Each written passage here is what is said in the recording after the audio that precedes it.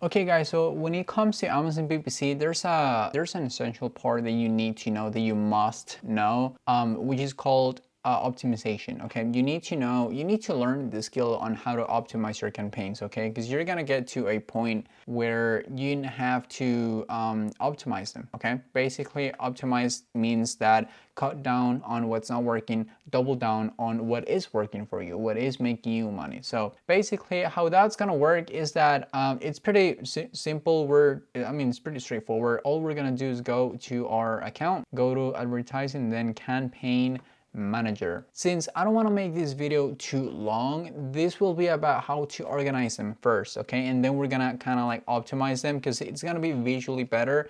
You will understand what I'm talking about in a better way along the video, but basically that's how it works. This will probably be a 2-video series with the step-by-step on how to optimize your campaigns, and this is exactly what we're doing right now. We're just gonna organize them, and then we can just optimize the campaigns once everything is like, visually better. So we're gonna go here, and then here on measurement and reporting, we have Amazon attribution and then sponsor ads reports. We're gonna click right there. We're gonna click the create report, and here it's gonna ask us for the configuration, like what exactly do we want. That's what this thing is asking us right now.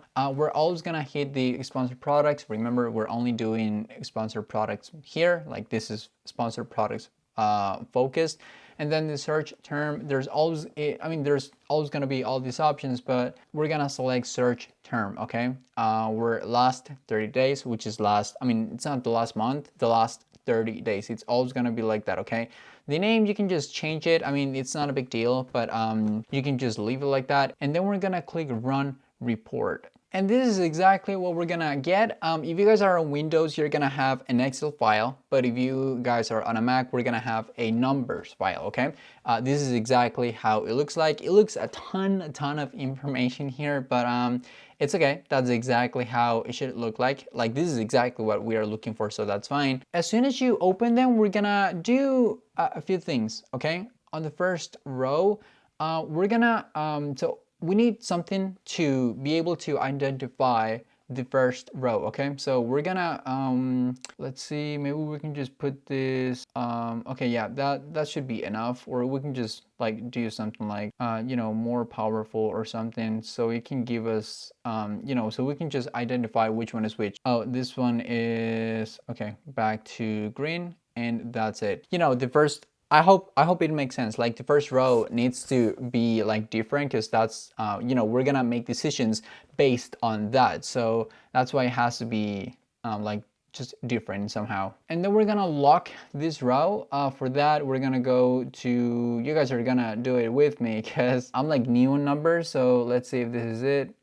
Okay, no, that was not it. And then, okay, it's on table. Okay, that's exactly what we're looking for. Okay, we're just gonna lock this row so it doesn't move. Okay, then we can just scroll down, and it's not gonna move. So that's perfect. That's okay. This is what I meant when I say that we're gonna organize them first. Okay, because it has to be visually comfortable to see. Okay, because otherwise it's gonna be a bunch of information that we're just gonna feel so lost, okay, if we don't do this first. And then we're gonna center everything. So what I mean by that is that we're gonna oh, never mind.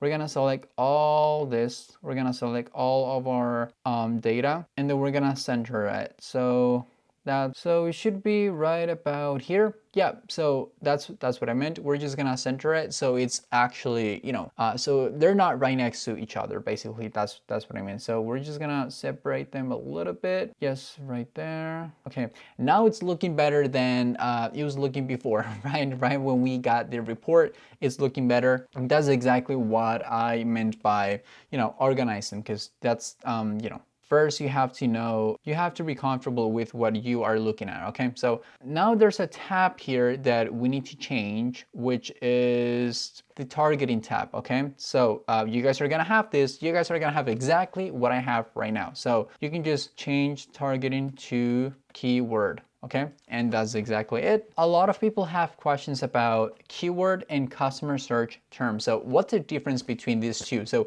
basically the keyword are gonna be the actual word, the actual phrase, the actual keyword that we're gonna be bidding on, okay? So I'm gonna bid on keyword, but this is what the customer is actually gonna look for, okay? So customer search term, what the customer is looking for, which I have no control over, obviously. And then the keyword is what the actual, is what I do have control over. It's basically where the keywords that I put when I'm creating the manual campaigns and all that, that's exactly what these are. And that's it. This is basically it. This is looking better than, right after we got the report. So we have the start date, the end date, pretty straightforward info. The portfolio name, I mean, you can just not worry about that. It's always gonna be non-grouped. The currency, US dollars, the campaign name. This is exactly how I like to name my campaigns. FBA 001 if it's my first product, and then the actual, manual, exact, phrase, and all that. So the ad group name, I don't personally do ad groups, but if you guys do, then you have to name them in a way that you know what's going on, right? So in my case, it's always gonna be the same. As you can see, it's always gonna be the same. And then the keyword is what I just explained to you guys, and then the match type, and then the customer search term. The impressions, this is basically how many people saw this ad, okay? How many people saw your ad? This is basically what it means. And then the clicks, how many, so out of all the impressions, how many people actually click on your product, okay? And then the click-through rate, out of all the people that clicked on your product, how many bought your product, okay? How many sales did you get? This is the CPC, cost per click. How much are you paying per click? This is exactly how much this seller is paying per click. 68 cents, 79, 83. The spend, basically, you can just, calculate the clicks for the cost per click, and, you can just multiply it, and it's gonna give you the spend. The 7-day total sales, how much sales have you got in the last 7 days? That's exactly it. And then the ACOS that we have, usually we're gonna look for an ACOS lower than 30-35%, because that's what's considered healthy on Amazon FBA, especially if you have a margin of 10-15%, like a net margin, that's gonna be